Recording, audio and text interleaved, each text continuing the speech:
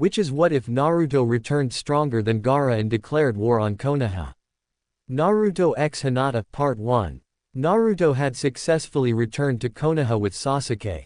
True, they were both knocked out and Naruto's clothes had been hanging by a thread, but they were both home. Tsunade quickly checked the young boy and, finding nothing really wrong with him, gave him a room at the hospital till he woke up. During that time, Tsunade was surprised to see that she was not the only one keeping a silent vigil over the boy she considered like her younger brother, if not her own son. Every time she went to check on the boy, no matter how late or early, a young lady sat at his bedside, holding his hand in her own. Tsunade wanted to tell Hinata to return home several times, but the look of pain in the girl's eyes made her refrain. Instead, she had posted Anko outside the door to the kid's room with explicit instructions that he be left alone by everyone not her or Hinata and that she be notified immediately should he awaken. It took 3 days. 3 days of wondering if he would ever open his eyes again. On the 4th day, she had finally finished with checking on the remaining members of the Sasuke retrieval team. They would all live. She had just begun researching if there was a way to wake someone up from a coma without serious risk when a nurse knocked on her office at the hospital. Tsunade looked up to see Shizune's smiling face. Naruto is awake. Tsunade quickly rushed to the boy's room. Anko gave her a nod before smiling and walking back the way the Hokage had come from. Opening the door, she saw that Naruto and Hinata were smiling and laughing with each other, but Hinata still held his hand in her own and looked like she would never let go. "I see you're awake, Gaki," she said with a smile. "It will take more than that to stop me from getting my dreams, Ba-chan." Naruto replied with a smile. That smile quickly faded away. "Sasuke." Tsunade smiled at him, awake and really pissed off at being stopped. "He's being held for observation. You will be happy to know that the remainder of your team, Neji, Choji, Shikamaru and even Kiba will all be fine. Lee as well." Naruto smiled largely before reaching over and hugging Hinata lightly. It looked as if the two of them had come to some sort of relationship since she blushed heavily but didn't look uncomfortable. "That is really good to hear." There was a knock at the door. "Tsunade-sama," Shizune's voice asked. "The council is requesting both yourself and Naruto's presence. Probably want to find out what happened." Tsunade told him with a sigh. First thing she would do next was to dissolve the council, at least the civilian half of it anyways. "Get dressed, Naruto." What followed was the worst 4 hours of Tsunade's life. It began on their way out of the hospital. They had to walk by Sasuke's room in order to get out of the hospital and, as they did, a pink-haired Flash came at them before slapping Naruto hard. "You!" Sakura screamed at him. "Look what you did. You put Sasuke-kun in the hospital." Naruto was rubbing his cheek. "Hey, I told you I would bring him back." "Yes, but you failed to mention that you would try to kill him." The Banshee countered. "You put a Rasengan right into his chest. And he put a Chidori in mine. Whatever, get away from me, demon." She spat before opening the door and slamming it in Naruto's face. The pair remained silent as they left the hospital. Naruto because he didn't know what to say and Tsunade because she didn't want to bring up what had just happened. Instead, they just walked to the Hokage Tower and the council chambers. Even as she and Naruto walked in together, she could tell this was not going to end well. The civilians were shouting for his head the second they saw the demon brat. "Enough," she shouted. "Explain why I, the Hokage, was summoned by this council." She wasn't surprised when it was Danzo who answered for her. "We are here to consider the counts of treason and attempted murder of Naruto Uzumaki," he said quietly. Tsunade was so shocked that she remained silent. "What?" Naruto asked quietly. "The demon has no right to speak in these chambers," Sake Haruno shouted. "Haruno, shut up," Shikaku Nara told her. "He can ask questions as much as you can. Especially since I see this as nothing more than a farce." The other shinobi clan heads nodded their agreement, but with Danzo speaking for the Uchiha clan and with the civilians all on his side, they were outnumbered. "I didn't try to murder anyone. I was fighting Sasuke to get him to come home," Naruto pleaded to the council. "Likely excuse, demon." "How?" if I might ask, was fighting him supposed to get him to come home? Naruto remained silent at that. He didn't want to make things worse than they already are. Naruto, you are guilty of attempting to murder Sasuke Uchiha. Such an act is considered genocide since he is the last member of his clan. As such, you are deemed a traitor to the Leaf. I call for a vote to decide the boy's fate. Danzo said with a sneer. The vote had been quick. Naruto's punishment was to be banished from Konoha. Honorable Hokage, I ask that Anbu escort this thing to the country's borders right away. Tsunade gave the council member a death glare before returning her gaze to Naruto. Naruto Uzumaki. It is with great regret that I denounce your status as a member of Konoha. Tomorrow, you will be escorted by members of our village to the border and, should you ever return, you will be killed on sight. She said with tears falling freely. I am so sorry. She said softly. Naruto's knees gave way as the council roared in rage. Tomorrow. He is banished, that means right away. He has just woken from a 3-day coma. As such, as his doctor, I cannot let him leave until I complete my observations. Naruto, come with me. She said as she swept from the room, leading the young genin to the doors. The ninja council looked at each other and, as one, followed their Hokage out. Yes, Danzo told himself. By banishing you, I will make you mine, Naruto. I will turn you into the perfect weapon. Tsunade led the, now, former genin to her office before bursting into tears and hugging him tightly. I never wanted this, Naruto.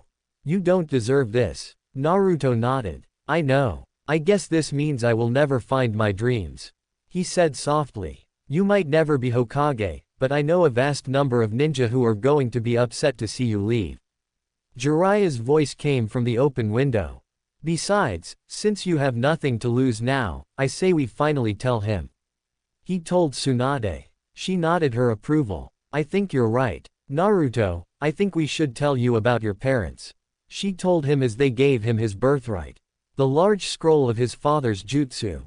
The next day, there were few at the gate to wish Naruto goodbye. Amazingly, the entire Rookie 9, minus Team 7, and Team Guy were there to see him off. The wounded members refused to stay in bed when their friend was leaving. Shikamaru leaned heavily on Shino, trying to support his weight as best as he could. Choji, looking much thinner now than any time before, was supported by Ino. Neji was banged up but he stood between his teammates with Lee crying freely to see their friend leave like this. Kiba wasn't crying or smiling but he didn't want to see Naruto banished. Hinata. She was crying her eyes out.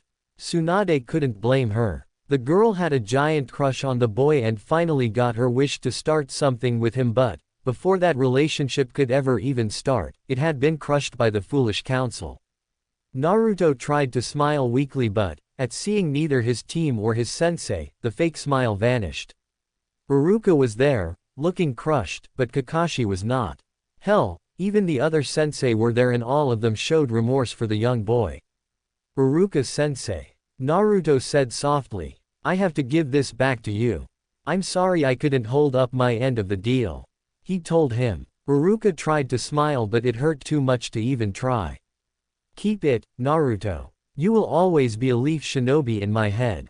You are, truly, a great ninja. I am proud to call you my student.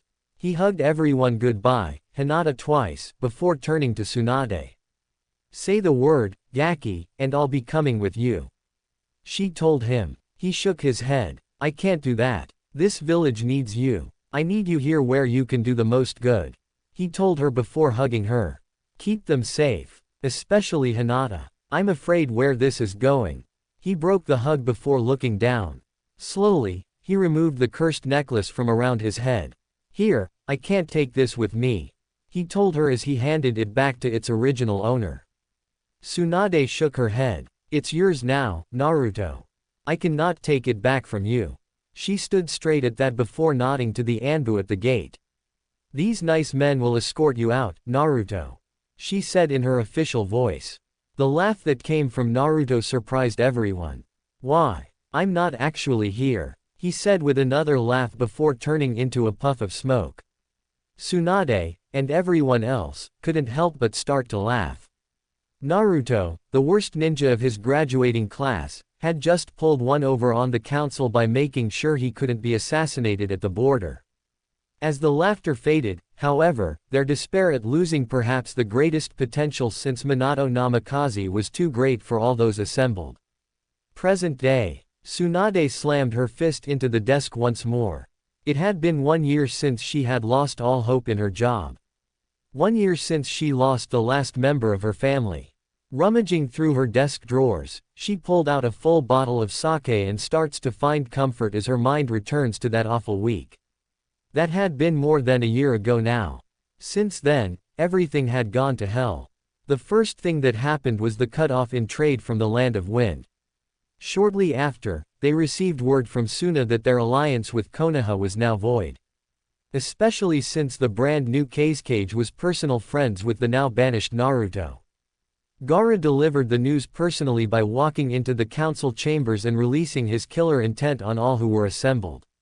The only one still standing after the mental attack was Tsunade and the Ninja Council since it had been aimed away from them. The Land of Waves soon followed suit. Their excuse being that if they treated the hero of their nation like that, they would treat the nation with equal disdain. Having lost 2 of their major trade partners, the Fire Daimyo wanted answers. Tsunade gave them without fear since she was not the one who was responsible. After finding out everything, including that Naruto was the Jinchuriki of the Nine-Tailed Fox and that his old friends, Minato and Kushina, were the boy's parents, he lost it. He immediately cut the village's funding and told them they were lucky he didn't start giving his missions to Suna. All of this, however, was minor in comparison to Sasuke Uchiha. The boy had grown so arrogant that he took his seat on the council next to Danzo. Somehow, he had expressed the need to rebuild his clan so much that the council allowed him to take as many wives as he wanted from anywhere. He immediately wanted Hinata Hyuga, but her father told him that, should he try, the entire Hyuga family, main and branch, would leave Konoha. Sasuke gave up on that for the moment, but, every so often, the subject came back up with the same reaction. Sakura Haruno became his first wife 3 months after Naruto's banishment and subsequent disappearance. She had been so happy to have Sasuke as her husband that she, actually, passed out upon hearing the news. However, the Uchiha didn't stop there. He, somehow, convinced Ino Yamanaka to marry him in 2 weeks after making Chunin. With the upcoming exams, and the council in his pocket, that looked like a sure thing for the 15-year-olds. The only thing stopping him would to be defeated in the Chunin exams before the finals. Tsunade could only think of 2 people who could do that, and one of them was the Kazekage. A knock on her door brought her head up. Tsunade? Jiraiya asked as he stepped in. He disappeared not long after Naruto's banishment, intent on finding the boy and making him his apprentice, but he never found him. The Toads had been no help because they liked the boy. Somehow, he had broken the summoning contract, leaving Gamabunta very angry at losing the son of Minato. "Hey, Jiraiya," she said to him, depressed. Soon as representatives for the Chunin exams just came through the gate, he told her. Tsunade just shrugged. "Why would I care?" Jiraiya gave her a warning look.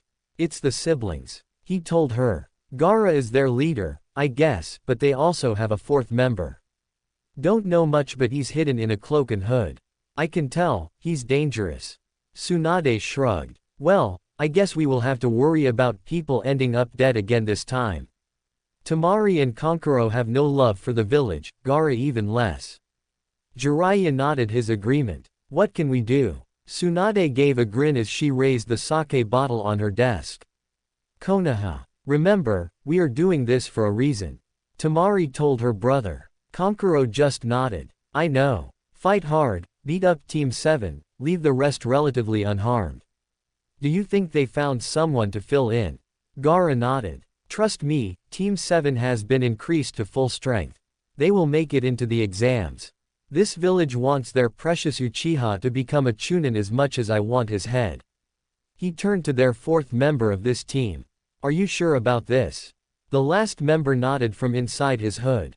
"I will kill him." The voice menaced. Gaara nodded. "Very well. Our objective is to get into at least the final round.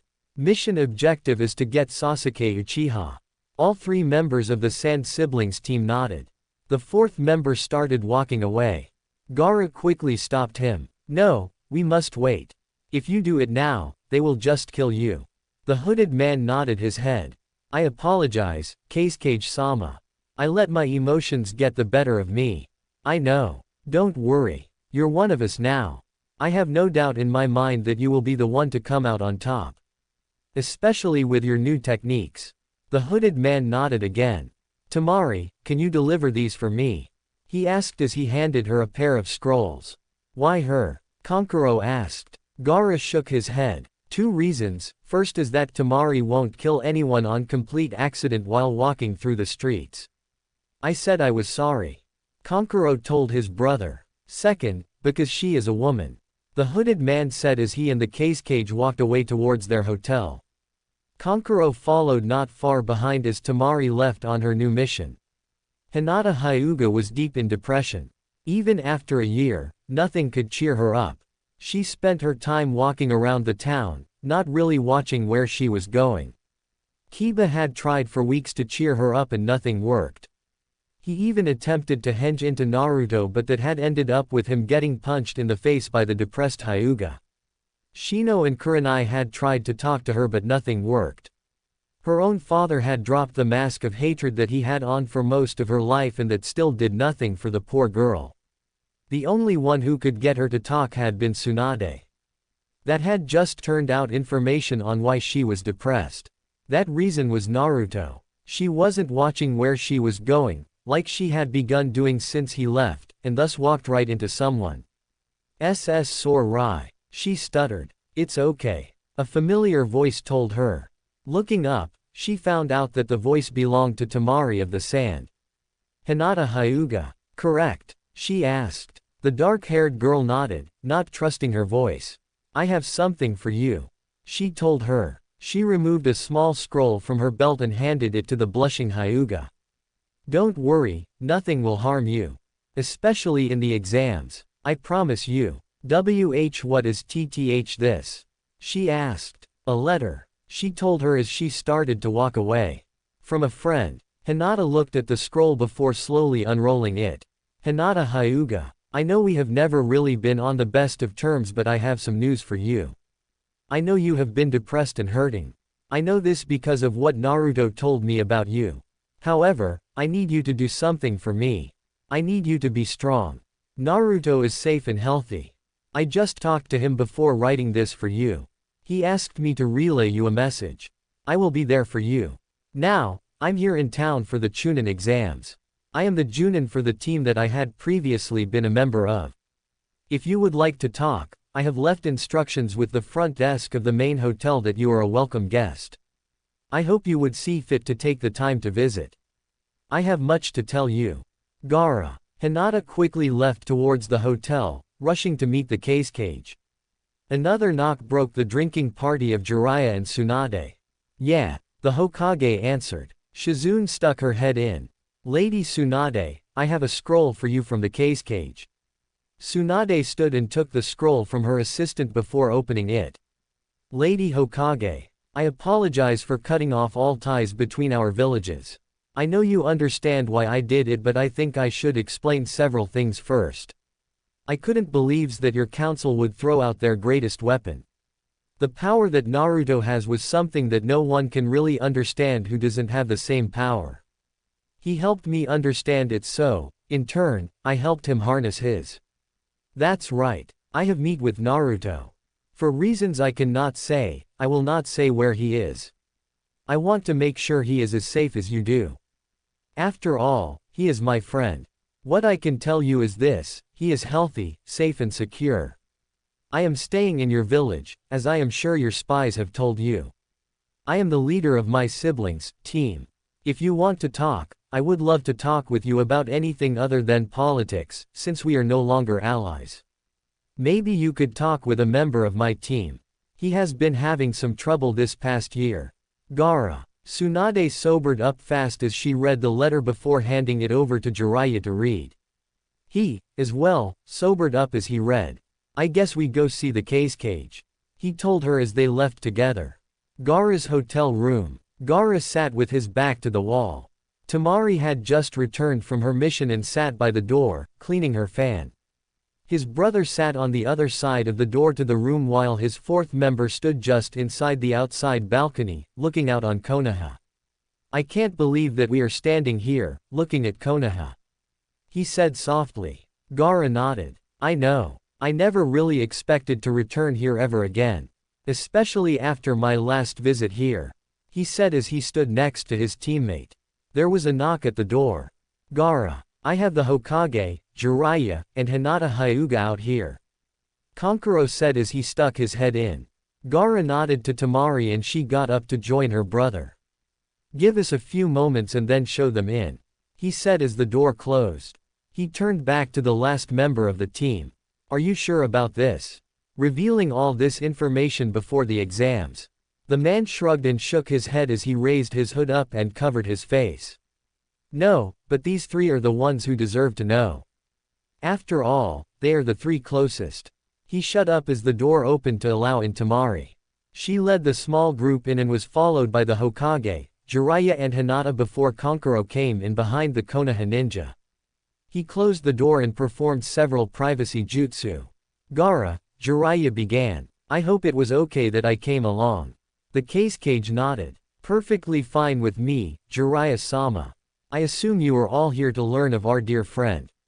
It's okay. Kankuro told them all. My privacy jutsu are foolproof. Gaara nodded. Okay. Naruto, he said with a smile.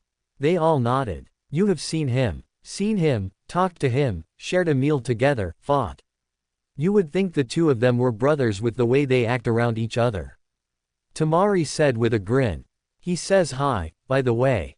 Tsunade smiled. I'm just glad he is okay. Before we get started on the back and forth questions, I have a real important one that I would like answered. Jiraiya told them all. You said you helped him harness the Kyuubi. Gaara nodded. As a Jinchuriki, I deemed it my job to teach him to control the beast within, not that he needed my help. Apparently, you should be thanking your luck that Naruto was the one in control when he was banished. How so? Tsunade asked. Gaara gave an evil smile. He told me he almost took the seal off. The three Konoha ninja gasped. Not to worry, though. He made a decision, one that I would have made differently, but nonetheless, he's in control from now on. Tsunade and Jiraiya looked at each other while Hinata looked confused. I thought he loved Konoha. Why would he almost let loose? Key word there is, loved. Temari said with a smirk. Not to sound cruel, Hinata, but what was really stopping him? I know, but I wonder if you do. Hinata thought about it before a blush crept into her face. It was me, wasn't it? Temari nodded and Hinata let out a deep sigh. Her boyfriend had refrained from destroying the whole village because of her. Naruto-kun, she said with sadness. Tsunade saw the fourth Suna ninja, the one who stood facing away from them all, flinch at the name. Anyways, how come he didn't need your help with the Kyuubi? Gaara grinned. Why, he made a deal with the demon himself. What? Tsunade and Jiraiya shouted out loud. A deal? What deal? They said together again. He made a deal to gain access to the Kyuubi's chakra and power for revenge on the Uchiha clan. Tsunade nodded. But what does the Kyuubi get out of it? Revenge on the Uchiha clan, like I said. Gaara told her. Look, all I know is, the day he was born and his mother lost the Kyuubi was not acting on its own against Konoha.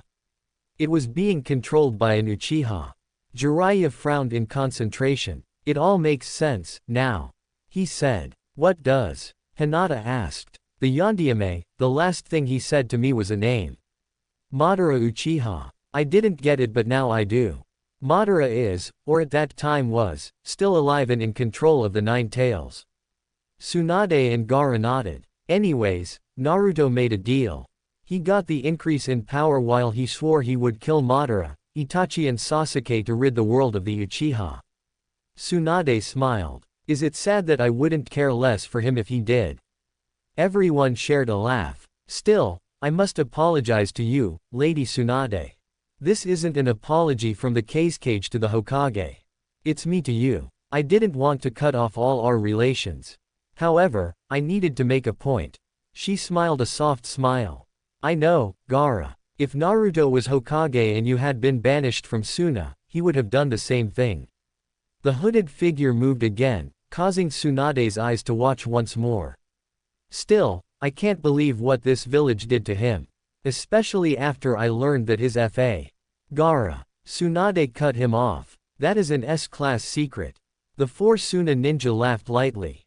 We all know. The only one in this room who doesn't know is Hinata, and, if anyone should, it should be here.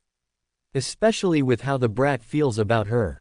Kankuro told her. I should know what? Hinata asked. Oh, all right. Tsunade said. Remember, this is an S-class secret. It's about Naruto's family. See, Hinata, Naruto is actually named after his mother's clan. The Uzumaki are originally from the land of whirlpools before it fell. He couldn't take his father's last name because his father was a great ninja with many enemies. Jiraiya nodded. I trained his father, just like I wanted to train his son. He was something else. A man of many names. Feared by all ninja across the land, loved by us here in Konoha. To his enemies, he is known as the Yellow Flash. To us, here, we know him as the Yondaime Hokage, Minato Namikaze. It took several seconds before Hinata did something she swore she would never do again. She fainted. Everyone shared a laugh. Okay, I should probably get out of here before the council decides we are planning something. 2 questions before I go. First, what are you all doing here? Surely there was some other Jonin that could have led the team instead of you, Gaara. He nodded. There were several, my former mentor Baki being one. However, I feel like this mission deserves a more personal touch. Mission? Jiraiya asked as Hinata started to wake back up. Tamari took care of answering him. Our mission might look to be participate in the exam, but we have an underlying mission. Destroy Sasuke Uchiha. Tsunade nodded her head. She held no love for the fallen prince of a dead clan. Understandable, but how do you expect to do that? Pain, Kankuro told her. Lots and lots of pain. Sasuke is just our primary objective. Secondary targets are Kakashi Hatake, Sakura Haruno, the Konoha elders and, of course, Danzo. Oh, and whomever replaced Naruto on Team 7. Tamari explained further. Tsunade looked shocked. That's a tall order. The 3 siblings shrugged. Well, we have our individual assignments. During the exams, Kankuro is supposed to go after the replacement. I get to hurt the pink banshee and our friend here actually volunteered to go after Sasuke. She said as she placed a hand on the 4th member of the team. That brings me to the second question. I don't like being left in the dark. Just who the hell are you? She said with a point at the hidden man. Before we get to that, I have a proposition for you, Hokage. Gaara said simply. Tsunade raised a brow. I don't know if I like where this is going. Gaara raised a hand. Nothing bad, I promise. I would like to attempt to re-establish friendly ties to Konoha. I have a way we can do this, but I am afraid of your response. Tsunade looked at Jiraiya. I promise to listen and not lash out if that is what you are afraid of, Gaara. Gaara nodded. That is all that I can ask. I would like to arrange a marriage between our villages. 1 clan member, a male, from my side and a female from your own. Tsunade nodded. It seemed like a reasonable offer. Do you have someone in mind for either? Gaara looked over at the hidden man once more and received a nod from him. Yes, I would like to marry of my teammate, Dachi, with Hinata Hyuga. Tsunade looked at the cloaked man. I will have to see him before giving the final approval, but, Hinata. She played with her fingers. I love Naruto-kun. Gaara smiled. I thought you would say that. He looked at the last member of the team. Go on. It was your plan, he said simply. The ninja turned away before removing a thick scarf from around his face. It dropped to the ground with a heavy thud and Tsunade and Hinata's sharp eyes caught the sight of a Konoha forehead protector on the middle of the scarf. The man then removed his hood to reveal his hair. It was blonde and spiked up in a fashionable appearance, looking very familiar to the 3 Konoha ninja. He took a few moments before turning and showing his face. As soon as they saw who it was, Tsunade was shocked, Jiraiya had a silly grin on his face and Hinata fainted once more. His bright blue eyes flashed with the smile on his face. The whisker marks were more pronounced than before, but they were all used to seeing them that it would be weird to see less of them. The final touch was the headband, black with the Suna symbol on his forehead. Allow me to reintroduce myself. I am the Jinchuriki of the Nine-Tailed Kyuubi, he said with his familiar voice. My name is Naruto Namikaze. Naruto told them, the smile on his face never leaving or faltering for even a second. The silence in the room was almost laughable. He could tell the legendary Sannin were completely caught off guard. Jiraiya seemed to be trying to keep from breaking down and laughing while Tsunade was so shocked that she couldn't even hit him. Naruto. He nodded. It's me. I'm surprised at you, pervy sage. I would have thought you and your spy ring would have at least figured it out. I mean, where else would I go? Jiraiya actually laughed as he stood and embraced his former student. Naruto. Was all that he said. The two stood for a moment before Jiraiya broke the hug. You're right. I should have figured it out. I was so careless. I didn't even think to look in Suna. He smiled at him before both turned and Naruto embraced Tsunade. Ba-chan. Naruto sighed. Tsunade snapped out of it and returned the hug, tears filling her eyes. Don't call me that, Gaki. She said simply, laughing lightly. Naruto laughed lightly as he broke the hug. I'm sorry for using that shadow clone to say goodbye. Tsunade laughed harder. Don't be. When Danzo found out you slipped through his fingers like that, worth it. Now, wake up Hinata. Naruto nodded his head as he sat next to the slowly waking Hyuga heiress. Hinata Haim, he said with a smile. Hinata stirred before opening her eyes slightly. Naruto-kun, she asked. Her eyes shot open. Naruto, she shouted as she jumped into his open arms. The young couple shared a brief moment together in silence as they both were overjoyed at having the other in their arms. Hinata broke the hug first before looking at Tsunade. Honorable Hokage, my answer is yes. 1,000 times, yes. Everyone shared a laugh while Tamari gave a slight one and looked uncomfortable.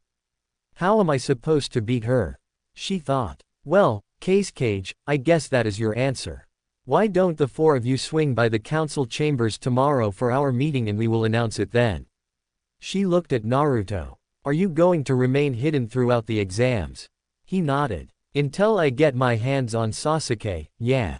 Hinata looked at him. Namikaze. Your father's name. Naruto nodded. Yeah, Naruto Uzumaki is wanted in the Land of Fire. Had to change the name and why not use my dad's? By the way, whoever did replace me? No one. Jiraiya told him. Team 7 has been functioning as a 3-man cell since you left. For the exam, however, Ino is joining them and Choji is being sat out. He was not happy about it but the council made that decision. Hinata nodded. I am very happy you are here, Naruto-kun. Sasuke was getting ready to force me into a marriage. A deep growl came from Naruto, scaring the Sannin but the siblings and Hinata didn't even feel it. Tsunade, he said with menace. What did I ask you to do? She shook her head. He has been trying since you left. I was able to warn Hiashi and he's been pushing back with the help of the Ninja Council. However, if Sasuke gets Ino as his wife, he will have 2/3 majority in the council and can get whatever he wants. All I have left are the Hyuga, Aburm, Inuzuka, Nara, and Akamichi. Yamanaka has to vote with Sasuke after the wedding or he will destroy the whole clan. Naruto's anger vanished at that. Well then, he said. It's a good thing she's arranged to be married now. A smile lighting up his face. Hinata blushed deeply as the idea hit her. Wait, we are engaged. Naruto nodded. Hinata's squeal of delight brought smiles to everyone's faces, except Tamari. She had turned and looked out the window, to hide her face from the room. Tsunade stood. Right, the marriage of Hinata Hyuga to Dachi from Suna will be announced at our weekly council meeting. I expect that the 5 of you be there. Jiraiya, are you coming with me or are you planning on bothering the kids some more? Jiraiya stood as well. I'll come with. I think we have a bottle of sake still to finish and I am in a celebratory mood now. Wait. Hinata shot up. What about my father? He will be so angry that I'm being forced into a marriage with a hostile nation that he might do something drastic. Tsunade nodded. Don't worry. I'll try to explain as best as I can. However, should he try and put that damn seal on you, you come find me, Jiraiya, or Gaara. Hinata nodded. Good, you kids have fun and try not to get into trouble. She told them as the two left together. Temari left shortly after, saying something about needing to get out and do something. Gaara hadn't missed the look of hurt on his sister's face as she passed by the, now, happy couple. Great, Temari. Had to fall, he thought. Hinata, why don't you go home for now? We don't want anyone to start to get suspicious. Hinata nodded her agreement before kissing Naruto for the first time. The kiss was brief but Naruto was stunned. You're right, Kazekage-sama. She said as she stood. You have to maintain your depressed look. We can't have anyone, especially on the council, figure out what is going on before we can get to Sasuke. The Hyuga nodded. Before bowing once to Gaara, hugging a still stunned Naruto and leaving. Kankuro nodded once to Gaara. He hadn't missed the look on his sister's face either and knew that the two friends should talk this out. He got up with his puppets and left right after Hinata closed the door. Naruto took a few moments to come out of his daze before turning to Gaara. That worked out well. Gaara gave a genuine laugh at that. Naruto was the only one who could make him do that. Naruto, he said with a warning in his voice. It appears that I am at an impasse. How so? The blonde asked. Gaara looked at him. Have you noticed anything strange about Temari lately? Naruto gave a slight nod. She's a lot friendlier than when I first showed up in Suna, she smiles a lot at me, blushes sometimes, aw crap. He said as he figured it out and held up his hands to Gaara. I didn't do anything, honest. I would never betray you like that. Gaara fixed him with a green-eyed stare before letting out a deep sigh. No, Naruto. I'm worried because, well, Temari has never really looked at men before. She had that weird crush on your friend, Shika something. Naruto nodded. Shikamaru. That's him. Anyways, she had that crush but I think she figured out who she wants to be with, and I think it's you. What are we going to do? I like Temari, I think of her like a sister, actually, maybe it is more. I have been paying more attention to her and she is cute. Especially when she blushes. Just like Hinata. Naruto said slowly. What should I do? Gaara shrugged his shoulders. I don't know. Matsuri and Sari both have crushes on me and I am in the same position as you. I was thinking about marrying both of them. Naruto's head shot up. You can have multiple wives. Gaara nodded. You are Suna. Suna, why? It's just that, here in Konoha, only under special circumstances can you have multiple wives. Gaara laughed a little. Yes, but Konoha is more prosperous, or they were before you left, and the birth rate between male to female is normal. In Suna, we have an influx of women to men. About 3 to 1. That, combined with how bad our village is financially and my father set up that law. One that I have yet to abolish. Naruto thought about it. What happens if you give too much attention to one wife over the other? Gaara shrugged. They get jealous. How should I know? A light went off in the Kazecage's head. What about the three of you? Naruto looked at him confused. What? Me, Hinata and Temari. I don't know if that is such a good idea. I just got my Hime back.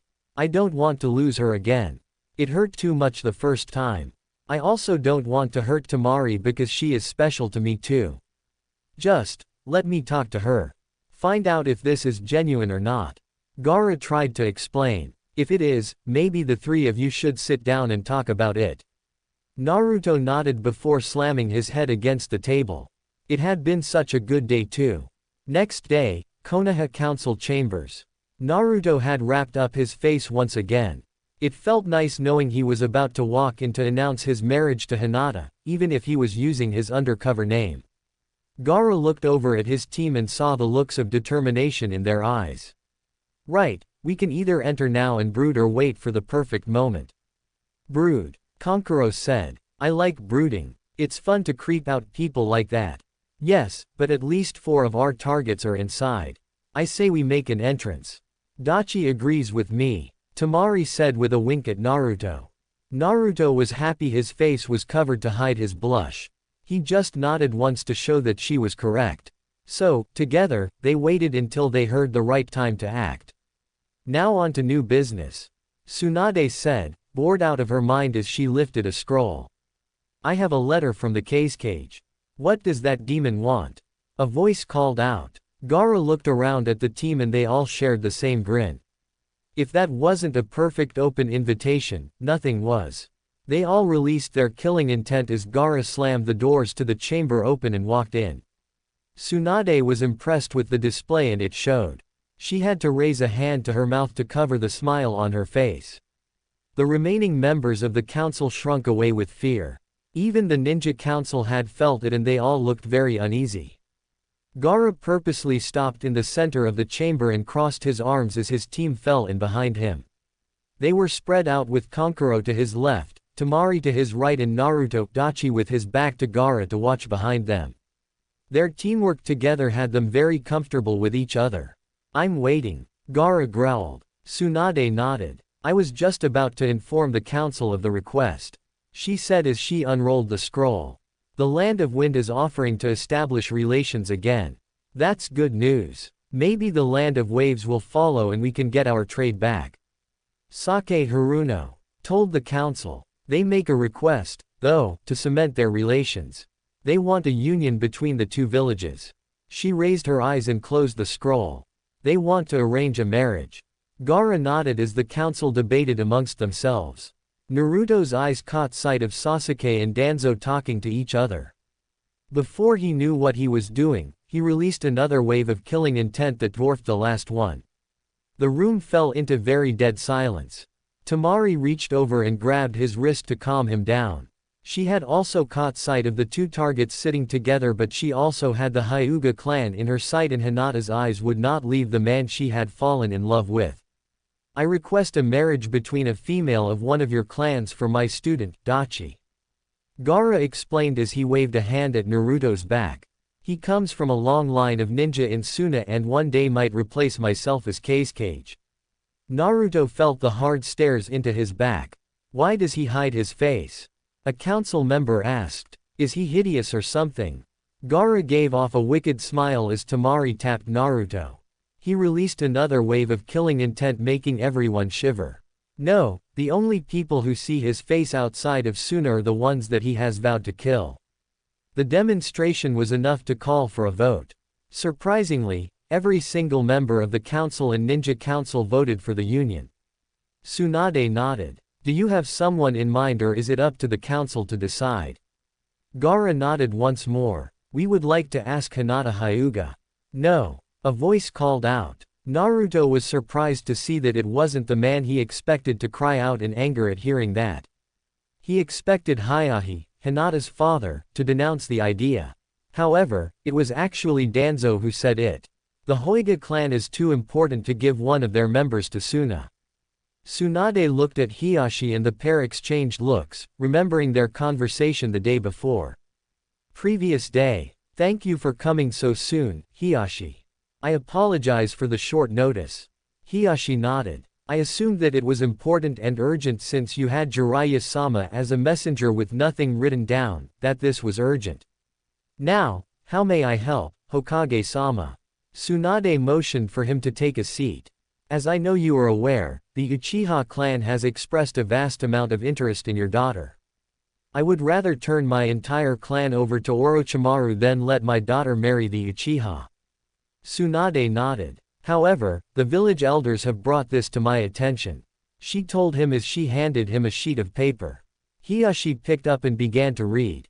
To put it simply, the clan repopulation clause has a portion where it allows Sasuke to choose anyone of age and they have to accept. Hiyashi quickly read the law before putting it back on the Hokage's desk. And Hinata's 16th birthday is in December. Is there a way around this? The smile on Tsunade's face was almost larger than her entire head. Yes, he cannot take a wife who is older or younger by more than 5 years unless he is middle-aged. He cannot take a wife who is already married, and he cannot take a wife who is already betrothed to someone else. Also, never from another village. I'm assuming you know something.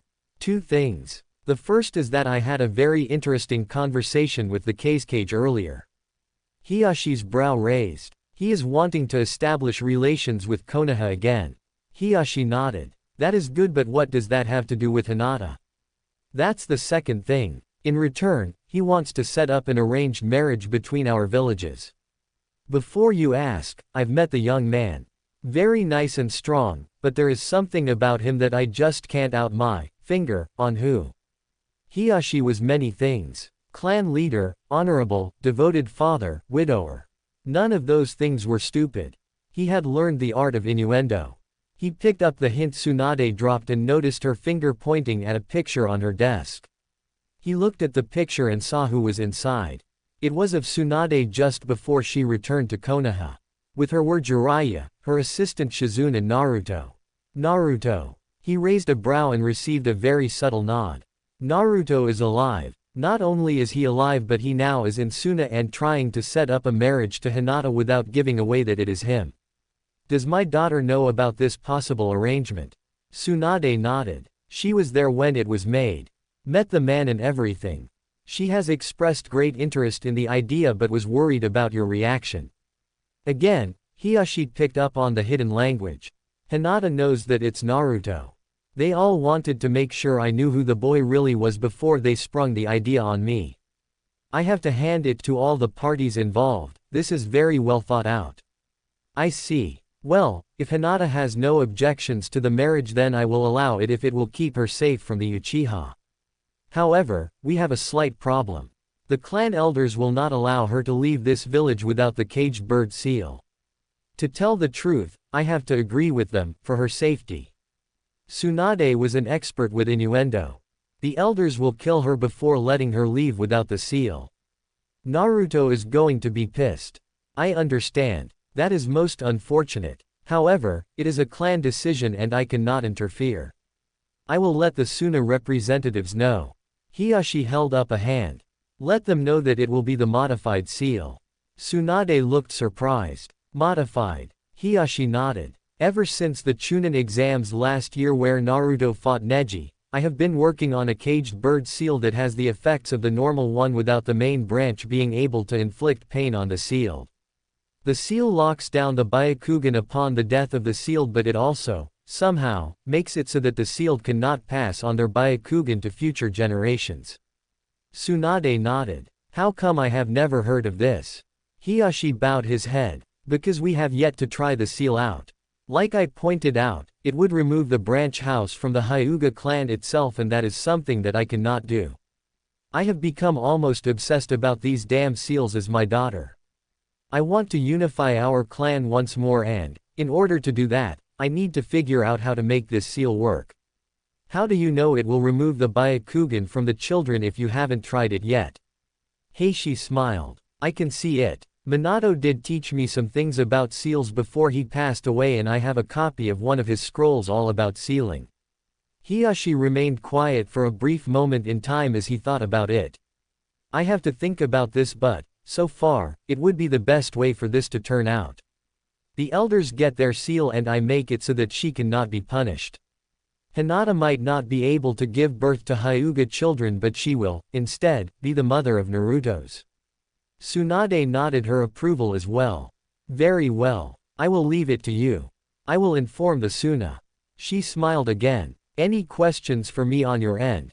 Just one, the young man's name. Tsunade rose from her seat to show Hiyashi the door. Dachi of the Flowing Sands. You cannot seriously be thinking of handing over a Hyuga to one of our enemies. Danzo shouted at Tsunade. Tsunade turned and smiled sweetly at the crippled man. I do believe that this council just voted to set up and allow the arranged marriage. Now, it is up to the individual clans affected to make their decisions. If the primary clan says no, we will open up the floor to discussion. She looked at Hiyashi. Lord Hyuga, your thoughts? Hiyashi stood, along with Hinata. For almost a year now, I have attempted to keep my daughter away from an arranged marriage. Her heart had been crushed and I refused to allow any more pain to happen to my daughter. The Uchiha clan has not respected that wish and keeps attempting to coerce myself into allowing the marriage where, I do believe, that Hinata would be mistreated to the utmost degree. She would be seen as nothing more than a breeding machine. However, after recent developments, one of which being this idea, I am not totally opposed as long as I get two things answered by the young man who would become my daughter's husband. Dachi of the Flowing Sands, are you an honorable man who will treat my daughter with the utmost respect and care for her as long as you shall live? Naruto nodded his head before answering in a gravely voice. I am, Lord Hyuga. He said with a deep bow. Hiashi had been taken back. He hadn't expected a vocal answer. Very well. The second question is this. You have been told about our seal by the Hokage, correct? Naruto nodded once more. Recently, we have modified our caged bird seal. It would keep Hinata from passing on her Byakugan to further generations, but it does not inflict pain as punishment.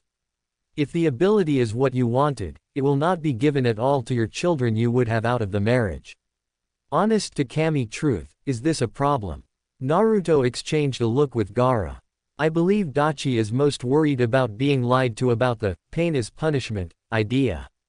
He had a very harsh childhood at the hands of his father and does not consider that a good thing. Are you being honest about this, Lord Hyuga? Gaara explained. Nicely done, Naruto. You have the cage answer the question for you when your emotions might betray your identity. I would never allow my daughter to be treated in such a way. You have my word, as a ninja and a father, that I speak the truth. The elders will not allow Hinata to leave Konoha without the seal, and this was my way to protect my daughter. Naruto Dachi bowed once more. I accept this condition. Her bloodline did not factor into this equation. Someone from the civilian side asked. You did math to figure out who would be the best candidate for your arranged marriage. And the best you came up with was the weakling from Hyuga. Gaara and Naruto released their killing intent once more, this time at full force. Even Hiashi cringed at that and sat back in his chair. We have gone over every single ninja in this village to figure out the arrangement. Hinata Hyuga is the one with the most promise and, above all else, the kindest heart. Dachi, like I explained, did not have an easy childhood. That, above all else, is what we used to consider this. Gaara said with ice in his voice. Hiashi smiled down at his daughter. Would you like to meet Dachi before giving me your thoughts? Hinata gave a small nod as she walked slowly towards the Suna ninja. I refuse to allow this to happen. Sasuke screamed out. I challenge you for Hinata Hyuga. His emotions must have gotten the best of him. Hiashi thought. He knew the real reason that Sasuke wanted Hinata wasn't out of love or lust or wanting to beat Naruto at something. He wanted to combine both bloodlines into one to amass as much power for his clan as he could. Gaara exchanged looks with Dachi. The hooded man shook his head as Hinata crossed into their little circle. I am sorry to say that we do not accept your challenge, as it would be an insult to both this council and to Hinata Hyuga. Gaara told the enraged Uchiha. The smirk on Sasuke's face told the whole story. It wasn't a request, he said simply as he disappeared. A few seconds passed before he reappeared next to Naruto Dachi, this time with a kunai in his hand. He swung down, hoping to embed the kunai into the Suna's chest. Hinata rushed forward to attempt to stop him, but she knew she wouldn't make it. Just as the blade was about to connect with Naruto, it turned at a weird upward angle and away from the ninja. At the same time, his hand flashed up and gave Sasuke a chop into the windpipe. The Uchiha's eyes widened as he felt the hit and he dropped to his knees. As he did, a huge gust of wind came and threw him back into the Uchiha clan's seats. Naruto's eyes never left the pale lavender ones of his fiancée. Danzo jumped to his feet. Anbu, arrest those ninja. Why? Tsunade asked. He defended himself in front of everyone here. He refused the challenge. Sasuke attacked, he defended. Besides, none of those attacks were even close to lethal. Danzo wanted to argue with the Hokage, but she was right. While the chop might have hurt, he saw there wasn't much force behind it and the wind effect just threw him away from him. I have to agree, Honorable Hokage. He said as he moved to glare at the Kage's team. What he found was a well-organized Z team standing in the center of the room. Kankuro had unleashed one of his puppets, Temari had opened her fan to show the three suns, Gaara had drawn a line of sand at his feet, and this Dachi had moved himself to put himself between Sasuke and Hinata. To even think about attacking them now would be suicide. Well, Tsunade said as she clapped her hands together. I think that should be enough. With the Chunin exams in a few days, we will hold our next meeting after the exams have completed. Council is adjourned, she said as everyone stood and proceeded to leave. Naruto smiled from beneath his scarf and bowed before Hinata. As he rose, he gave her a wink before joining the siblings and left. Hinata walked him go with a heavy heart, wondering when she would see him again.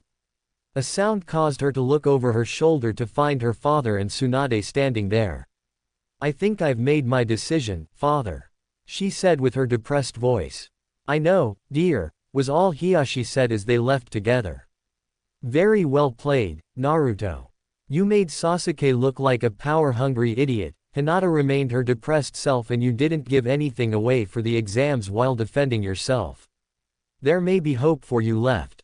Tsunade thought as she proceeded to walk to her office, feeling happier than she had for a long time. The four Suna ninja returned to their hotel room without problem. Temari was trying to figure out what she should say to him to get her point across. She knew that he was in love with Hinata. Hell, that was all he talked about since they started this crazy mission, but she wanted him to know how she felt for him too. Naruto announced he wanted to make a trip somewhere. Gaara told him to take Kankuro with him in case Anbu got jumpy, and soon the pair left, leaving Temari with her younger brother. Temari, Gaara said as he sat across the table from her. Something on your mind you want to share? She just shook her head. No, it's nothing. It's Naruto, right? She shot him a look of astonishment. Oh, come on. You have been upset ever since he revealed himself to Hinata. It's not hard to figure out. She took a deep breath. I don't know. He gave me so much already. He gave me you again. I thought we had this thing going. He was always nice to me, talked about random things that had no real weight in the world, laughed and joked with me.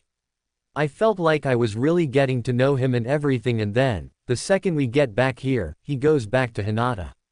She growled out the heiress name. I want to beat her senseless, but, at the same time, I don't want to hurt Naruto. Gaara remained quiet for the whole explanation. Look, I'm no expert as you can tell, but how does he make you feel? Temari thought about it for a few moments before sighing and blushing slightly. Complete. Like I don't have to worry about anything. He makes me feel warm, and just being around him is addictive and makes me crave more. When he's gone, I think of nothing but him, and when he is close to me, I just want to keep him there. Gaara nodded his head. You, my dear sister, are in love. I know. How do I stop it? Because I see this ending in two ways. The first being that I get hurt, or the second that I hurt either Naruto or Hinata, possibly both. Temari asked. Gaara raised a finger. There is a third way, but it is defiantly the most difficult. He told her. The marriage law. I still haven't abolished it since our numbers are still 3-1. Temari laughed. Yeah, right. Like Naruto would take me as a second wife. He might if you talk to both him and Hinata about it. And I don't mean individually. You need to talk to both at the same time so they both know where you are coming from. Temari laughed. When did you get so wise in love, Gaara? He shrugged. Naruto and I are friends, but you are my sister. I just want to see you happy. Gaara told her. If that is with my closest friend, great. However, Naruto is just as confused as you. You mean, he knows? She blushed. Gaara nodded. I told him yesterday. What did he say? Temari asked. Gaara shrugged. Ask him yourself tomorrow. I don't think he is going to be very talkative when he gets back. Why? Where did he and Kankuro go? Gaara looked her straight in the eye. To visit his mom and dad. He told Kankuro that he didn't know where he was going, that he was just letting his feet carry him rather than tell them where they were going. Naruto knew that it was a lie. He had one destination in mind, one that he had to make it to before he could start his plan for revenge. Together, the pair walked through town and towards the far side, away from everyone and everything. Kankuro was about to ask why they were coming this way when he finally caught sight of their intended location. "Oh, he said. I'll give you some time." Naruto nodded from under his hood. "Keep close, though. I'm thinking either Danzo or the council will try something," he told him. "I'll just be a bit," he said, simply, as he entered into the graveyard by himself. He had been here the night before his banishment, finally getting a chance to talk to his parents. This time, he wanted to talk to them as well as someone else. It was to this first grave that he went to. "Hey old man," he told the grave. "It's been some time now, hasn't it?" Hiruzen Sarutobi, the third Hokage, had always treated him well. He was like a grandfather to Naruto, and he had been very upset after the invasion when he found out that he had died. "I didn't get a chance to stop by when I was on my way out. I'm sorry. I should have told you. The council, in their infinite wisdom, had me banished about a year ago now. During that time, I made my way over to Suna and joined them. Gaara taught me how to use the Kyuubi to my advantage and the two of us made peace. You don't have to worry about me. I'm fine," he said with a slight smile. "Granny Tsunade and the pervy sage told me about mom and dad. I know what you did was to protect me, but I hated you for it at first. I was so angry with you that I didn't come here to say goodbye before I left. I'm sorry, and I hope that you can forgive me for that. Hope you can tell me whenever I see you again," he said as he rested his hand on the gravestone. "I hope you're happy with your teachers and my mom and dad." Naruto told the stone as he walked away. He didn't have to walk far before another pair of headstones made him stop. "Hey, I made it back. I told you I would," Naruto told them. "I hope you two are still fine." He took a seat in front of them. "Look at me. I made it through 1 year of banishment and learned so much since then. Gaara took me in and made me a Suna ninja like I thought he would. Since then, I learned how to control the Kyuubi better. Well, actually mom, I made a deal with him." He cringed as he could swear he felt the rage from his mom. "Hey, I got a lot stronger through that. Strong enough to defend everyone and everything after I take care of some things, like revenge," he said angrily. "I know how upset you guys are about it, but I don't have to worry about the Kyuubi getting loose anymore. I can use its strength and power to protect everyone, especially Hinata." A smile came across his face as he stared at their headstones. "I, kinda, proposed.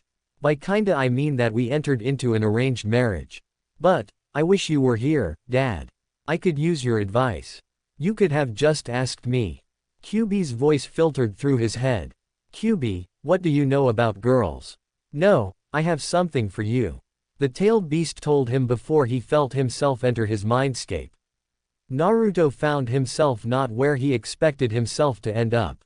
He was fully expecting to be in the sewers of his mind where the Kyuubi was caged. He didn't expect to find himself standing in a solid white room. "Kyuubi, what is the point of this? You asked for my advice, did you not?" A strange, yet extremely familiar, voice asked from behind him. Naruto turned and his jaw dropped in surprise. It was almost like looking into a mirror for him, but he knew it wasn't him standing in front of him. The man had the same blonde hair, the same blue eyes, but he was dressed completely different. While Naruto had his brown long robes and dust cloak on, the man wore blue with a white long coat that had blue flames on the bottom. He looked slightly bored and Naruto noticed that there were no whisker marks on his face. However, there was a small smile as he opened his arms. "Not even a hug for your old man." Naruto couldn't believe it. Standing in front of in his mind, was his dad. Minato Namikaze, the fourth Hokage. "Dad." Minato nodded at him. "Dad," he screamed before launching himself into his first ever hug with his dad. "Yeah, it's me," Minato said softly and with a small laugh. "Look, I don't have much time. This was part of the seal I placed on you, so I don't have long. My chakra inside the seal will dissipate soon. So, what advice can you use?" Naruto smiled at him. "It's about girls. Minato's smile became much larger.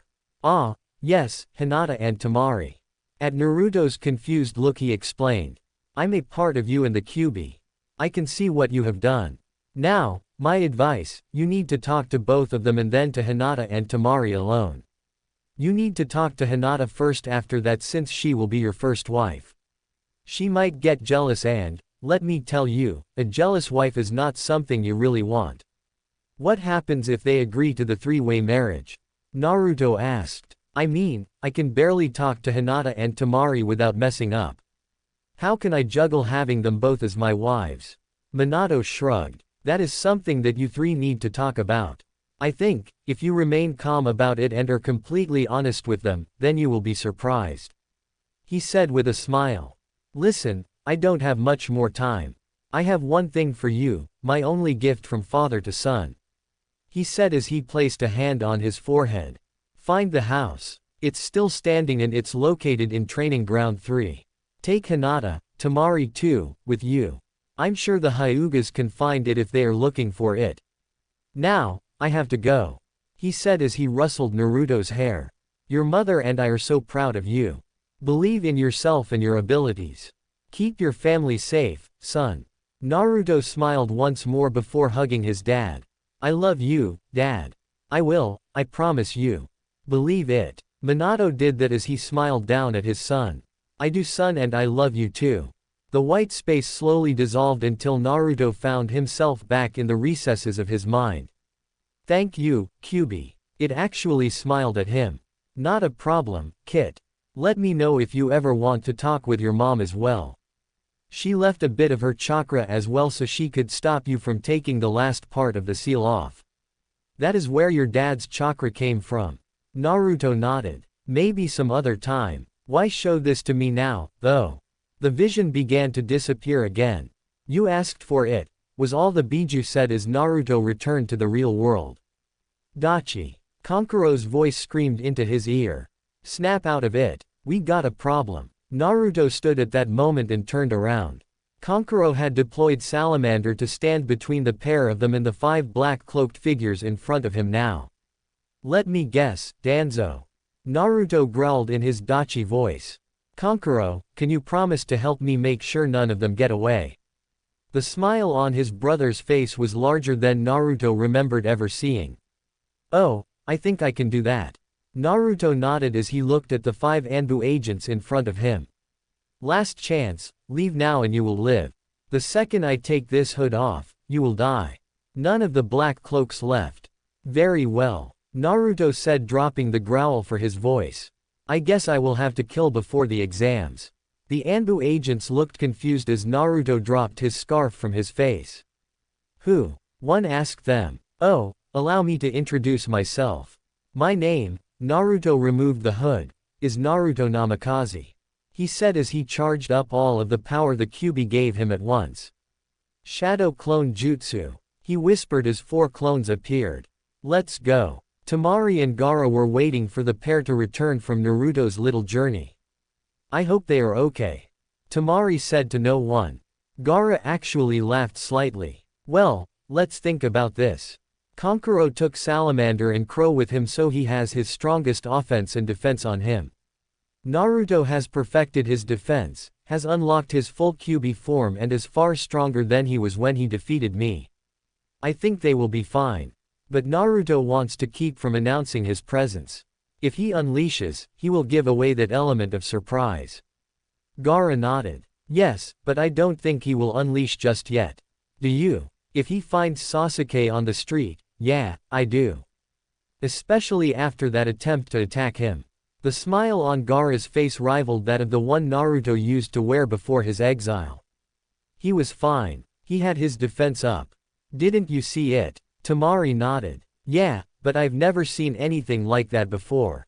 It's Naruto's version of my sand defense. In actuality, his is probably better, but I have more experience in using mine. Gaara explained. He creates a very intense gust of wind that can deflect attacks. It's almost like an armored shell around him. That is the reason the kunai turned like it did. And the gale force wind. I'm guessing that it was in his father's jutsu scroll he has. I assume he has been holding back in his spars with you. Gaara joked. Temari blushed a deep red. If he is, I didn't know about it. I've even won quite a few times against him. More like he let you win, dear sister. Temari's blush creped lower on her neck as her fists clenched in anger. I am going to kill him. She growled. At that moment, the door to their room swung open. Naruto was the first one inside and he was not in a good mood. He didn't say hi or anything, just walked slowly across the room before walking outside to the balcony. Kankuro followed behind him, looking very thoughtful as he entered their room. Now, Temari began before her brothers both glared at her to shut up. Gaara looked at Naruto for a few moments before turning to his brother. How many? 5, not Anbu that I was able to make out but not normal ninja either. None of them stood a chance against him. Cause of death? Gaara asked, worried that it would come back to the 4 of them. Kankuro nodded. He was clean. Multiple stab and weapon wounds. A few slit throats but, Kankuro looked out the door at Naruto's back. One died of a broken neck. Gaara raised an eyebrow. That seems personal. Kankuro nodded. He was dead before that. Just hadn't been taken away. The kid was ruthless on that one. Slit him from groin to chest, spilling his guts out, literally. Temari was in shock. She had heard stories of Naruto's anger from his former teammates but this rivaled Gaara before he fought Naruto. What did he say to make him do that? Naruto took off his scarf and hood for this fight. The guy said that their orders were just to kill him but, after finding out that it was Naruto, that they would be greatly rewarded for capturing him. He then said that he also had plans for Hinata. They were going to kidnap her, harvest her eyes, drug her daily and turn her into a Hyuga breeding machine, and if Naruto and Hinata were really lucky, in that order. He then made several comments about Temari that I will not say since I want to live. Kankuro told them. His sister looked like she wanted to kill him. Temari, Gaara told her. Calm down. It sounds like Naruto took care of that one personally. Now, the question becomes who were they working for? Kankuro nodded as he took a seat across from his brother. Temari kept her gaze on Naruto to make sure he didn't do anything stupid, like going after Hinata to make sure she was safe. Her thoughts were interrupted by a knock on the door. Gaara nodded before Naruto returned to the room and quickly hid his face once more. Kankuro answered the door to find Jiraiya standing on the other side. No time to explain, I need him. Why? Naruto asked his teacher. The old man raised his hand to show he was holding a scroll. An hour and a half ago, there was a break-in at the Hyuga compound. Hinata is fine but there was a note left inside her room. It's addressed to Dachi. Naruto waved the old man inside the room so that they could have more privacy. Any idea who is responsible? Jiraiya shook his head as Naruto removed his hood. Not yet. I have my suspicions but I think we will find out more when we read that. Naruto nodded as he unrolled the scroll and placed it on the table for everyone to read. I don't know who you really are but this is a warning. We know how to get in. We know how to get out. Next time, we will take your princess away from you. Leave Konoha now, before the exams are finished, and nothing shall happen to your dear betrothed. If not, the consequences of your actions will lead to the path you do not want her to go down. Gaara looked at Naruto and smiled at him. Looks like your plan to piss off someone worked, Dachi. Yeah, and I have a feeling I know who is behind it. I just wish we could prove it. Naruto told the room. Jiraiya nodded his agreement. It has to be Danzo calling the shots. However, I think this confirms that the Hyuga have a spy in their midst. Naruto nodded as well. We need to get Heishi in on this. I also want to move Hinata and Hanabi away from the compound. The danger to either of them is too great to risk. I have an idea where they can go but I need a Hyuga to go with me to find it. He looked at Jiraiya. Can you get a message to Hinata and ask her to meet me at Training Ground 3? Jiraiya looked at him in shock. Who told you? He asked. I didn't think anyone knew about it besides your mom, dad, Tsunade and myself. Naruto smiled at him. Let's just say that you are completely correct. He said easily. Now, go. It would look weird if you stayed longer. Let me know what Hiyashi says when you get a chance. Jiraiya took one more look at his student before leaving in a rush. Well, what are we going to do about this? Kankuro asked. We're not leaving before the exams start, right? There is no way in hell we are running from this fight. Gaara shook his head. No, but I think we might need to prepare for a war instead of just a fight. Naruto had to agree with that assessment. Someone was trying to get at him through his hime. I just got her back. If Hinata goes somewhere, I want to knock on that door just seconds after it closes. To do that, I need to use it. Temari nodded as he placed a hand on Naruto's shoulder, causing both to blush lightly. When you do, I'm coming with. She said simply. As are we. Gaara told them. Naruto smiled at his friends he was close enough with to actually feel comfortable in calling them his family.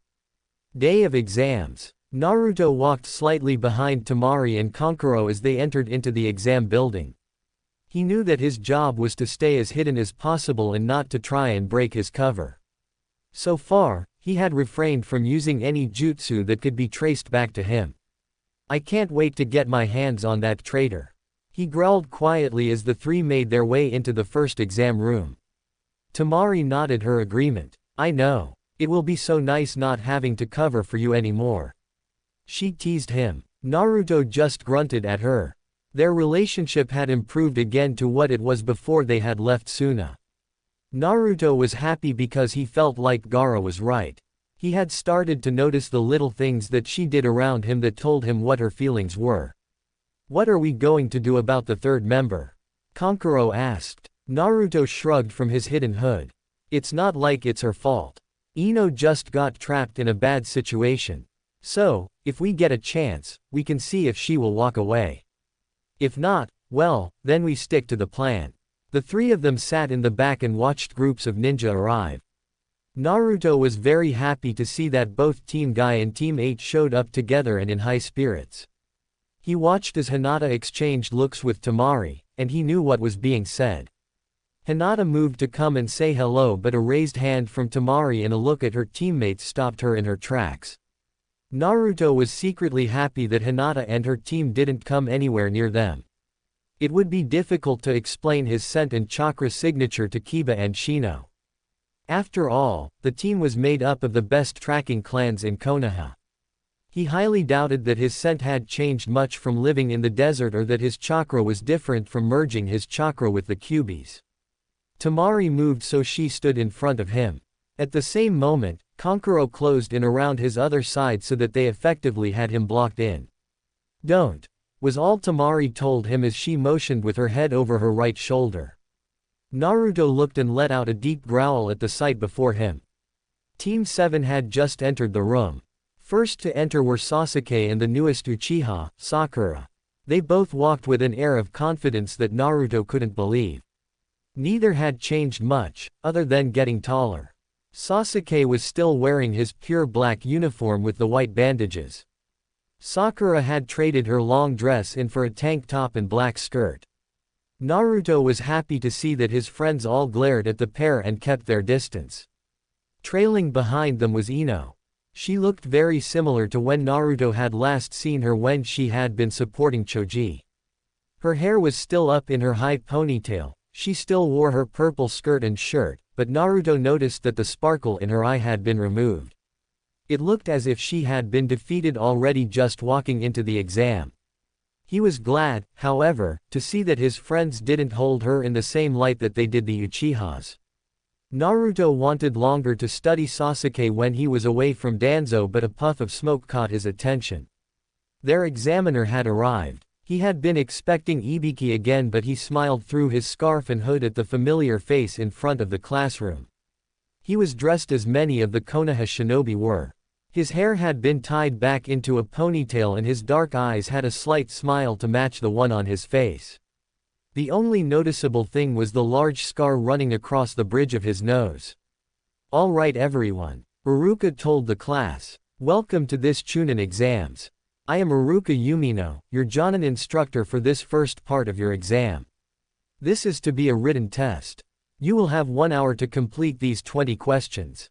At the end of that time, if you have not finished, you will be disqualified along with your teammates. If you are caught cheating, you will be disqualified as well as your team. Setting has been assigned and you have the next 5 minutes to find your assigned seat. Those not in your seat by the end of that time will be dismissed as well as that team. Naruto found his seat quickly and smiled at both his fortune and misfortune. He was misfortunate that he was seated directly behind Sakura and had Neji seated behind him and to the right. Kiba was not too far away as well.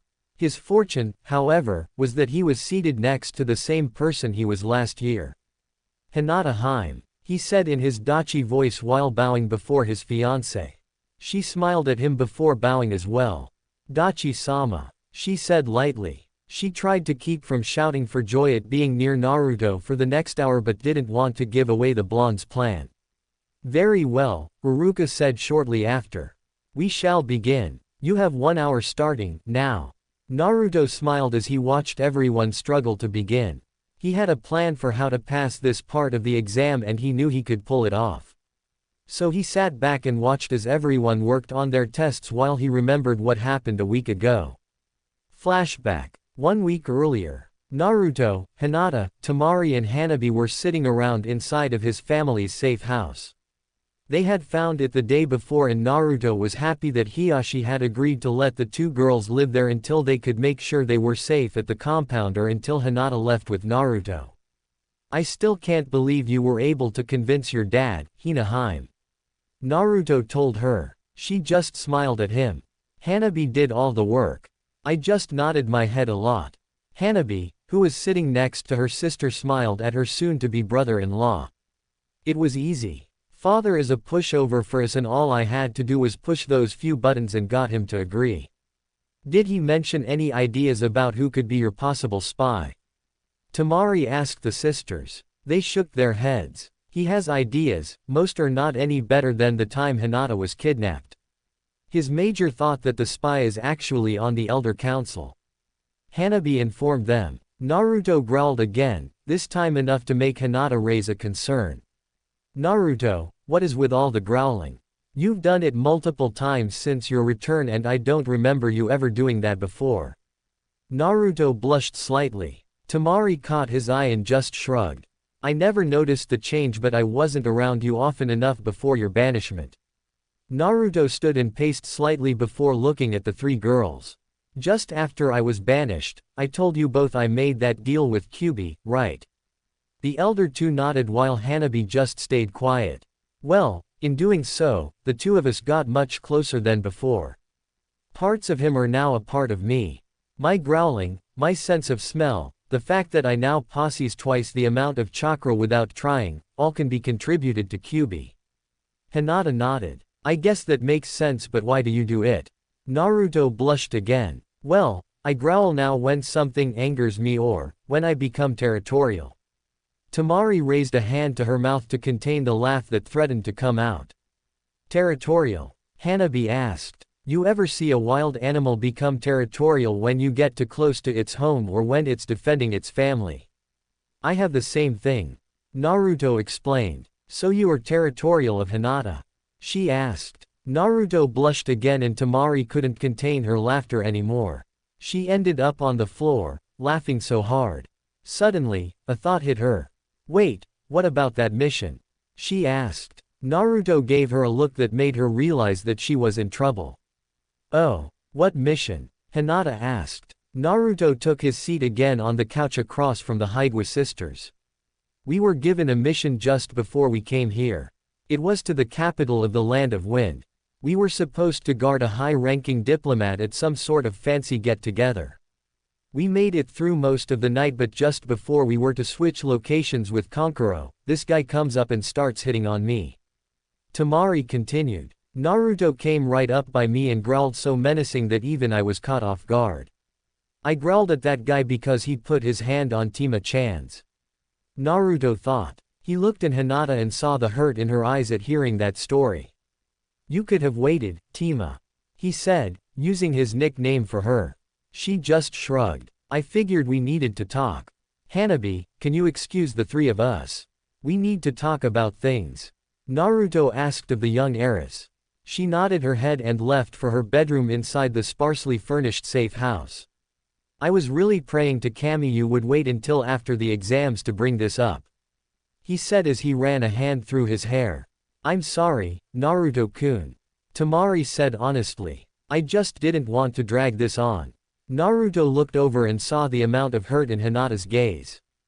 Hinata-hime. We need to listen to Tima-chan, he said as he took the spot next to Hinata and grasped her hand in his own.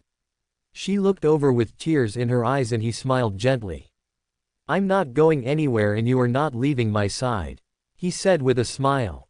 Temari gave both a sad glance. Listen, both of you, I need to say this and I really want to do it without being interrupted. Both of them nodded. Okay, before I even get started. Hinata, I'm really sorry. The Hyuga smiled at her. When Naruto moved to Suna, I was very happy. After all, he was the one who gave me my brother back. There was a smile on her face as she looked at Naruto. After several weeks the two of us started to get along. We would laugh, eat, and train together. I found myself thinking about him more and more. Temari looked at Naruto and gave a small sigh. I'm sorry for doing this, Naruto-kun, especially due to the situation you are in now and with our plans coming together, but I thought you both deserved to know as soon as possible since it wouldn't be fair to either of you. She took a deep breath before continuing. I'm afraid that I have fallen in love with you, Naruto-kun. She whispered. I didn't expect this at all. I thought it was just a crush like the one I had for Shikamaru, but it's just, whenever you're gone, I want to spend more time with you, and when you are with me, I feel as if everything is right in the world. It isn't fair to you, Hinata, and that is the reason I felt I should tell you both tonight rather than just wait through the exams and everything that is to follow. Once again, I'm sorry. For some time, the room remained silent before Temari let a few tears fall. Hinata stood quickly and embraced Temari as Naruto sat there and remained quiet. This wasn't his place to talk just yet and he knew it. The pair of girls remained standing in the center of the room before Hinata broke the hug and held Temari at arm's length. Listen to me, Temari-chan. I know how you feel. For many years, I watched Naruto-kun from afar, even farther than you did. I loved him for years. I would do anything for you to have your chance, but I don't know if there is a way for you to do that. Temari gave the girl a small smile. Well, there kind of is. Hinata looked confused. Let me ask you this, if there was a way for both of us to be with Naruto-kun, would you have a problem with it? Hinata thought about it for several moments before shaking her head. No, I would not have a problem with sharing with you. But just you. Naruto smiled at his Hinata-hime. Hinata-chan, there is a law in Suna where Naruto can take on more than one wife. Temari explained. It's not like the clan repopulation act here in Konoha. It's something else. Suna's population is mostly female, so husbands are few. Add in that we do not have the income that you do here in Konoha, and my father made a law about taking on multiple wives. Hinata nodded. Okay, but what is the difference in the first wife and any others? Absolutely nothing. Each wife holds the same amount of respect and power. I guess, the first wife gets to bear the first child, but nothing other than that. Hinata smiled at her before nodding. Then I think we found you a solution, that is if Naruto-kun has no problem with it. Naruto remained quiet before answering, his gaze firmly on the floor in front of his seat. Hina-hime, Tima-chan, I am worried. Both girls exchanged looks. This wasn't the same Naruto that they knew. What about? Temari asked. Is it me? Naruto quickly shook his head and raised his hands. No, nothing like that. I like you, Tima-chan, I really do. He then lowered his gaze again. It's just, I'm afraid. I'm afraid that by getting close to me, you two will become targets. I'm really worried that I won't be able to take care of you both. I can barely talk to both of you. How can I show you the love and respect you both deserve, never mind children? Hinata saw what this was about right away. It's because you've been alone for so long, right? Naruto nodded. Naru-kun, we both love you. I can see that. I also can see that you love both of us. I am sure you will be fine. What if I lose control and hurt either or both of you?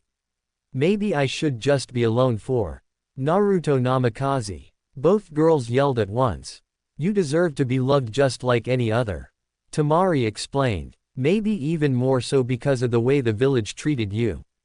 We love you and we are not going to let you get away. Naruto took a deep breath before lifting his gaze at both of the girls. I guess I lose this argument. Huh. Both girls shook their heads. I think you need to get used to it.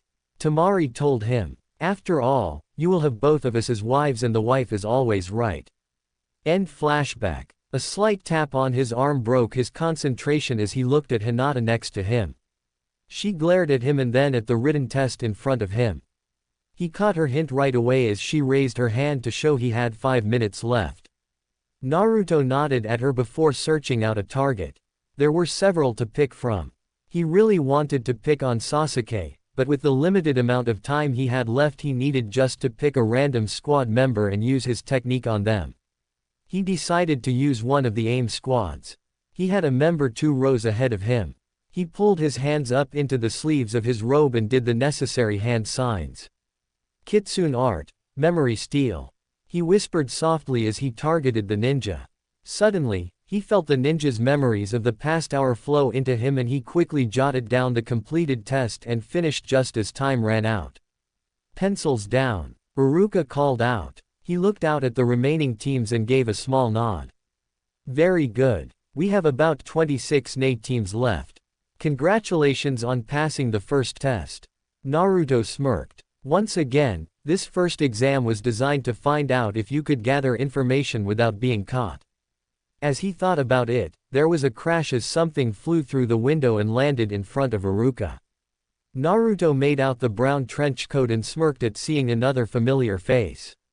Your second exam begins now. The woman shouted as she stood up. Enko-chan, you're early. Iruka told her. He then leaned in and whispered into her ear. I will make you pay for that ladder. He said softly enough that Naruto almost didn't hear him. The blush that came to Anko's face was enough for Naruto to figure it out. Iruka-sensei and Anko, your exam will begin in 2 hours. Head for training ground 44. She said as she bowed to Iruka before leading the group out the room. Naruto caught up to Temari and Kankuro. Any problems? He asked. Both shook their head. No, but I think we might have a leak. Temari whispered to him. She looked at Naruto. Bug Boy gave you several glances. Naruto nodded. He knew it was a long shot of remaining hidden throughout the exam. At least Shino was a friend, maybe. Could Shino be anyone's friend? The forest of death rose before them. It hadn't changed at all from how Naruto remembered it. Alright, Genin. This here is the forest of death. In about 1 hour, we will open up these gates and you will have 5 days to complete your mission. Each team will be given a map. The map shows the location of 7 locations that you must get to during the next exam. Each team must present themselves at 5 locations before gaining access to the tower in the center of the forest. That seems easy enough. One shouted. Enko gave a smirk. True, if you knew where all the locations were. Naruto smiled from beneath his scarf. Each map shows the location of 2 safe areas.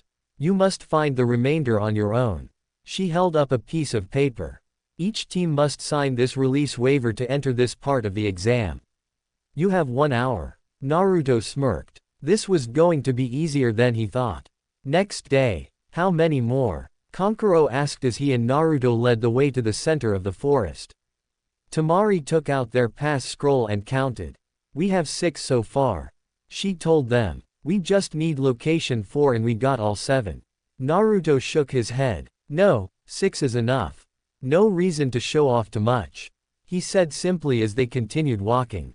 As soon as he entered into the forest, he had sent groups of shadow clones off disguised as the team. Each group was to find a location and mark it before dissipating. They had found the first 3 within the first 4 hours with the last 3 spread out among the following 10. After that, it was simply to go to the location and get their pass scroll marked. Amazingly, they had only run into a few other teams but they had been too busy running from Temari and her fan to bother them. We should make the center of the forest by nightfall. He told them. Good, I could use a shower. Kankuro said. Temari stiffened a giggle. Yeah, we know. Naruto almost made a comment when he felt a huge chakra spike coming right at them. Crap, incoming, he growled as he took up his spot in front of the Wind Mistress. Kankuro put a hand on his puppet and made ready as there was a crash of foliage and the team rushing towards them came into view. Yosh, I knew it was you. Your flames of youth, Lee yelled excited at finding the Sand siblings. Lee, Tenten cut him off. We just want your map. Naruto watched, slightly worried of the Hyuga genius who had remained quiet.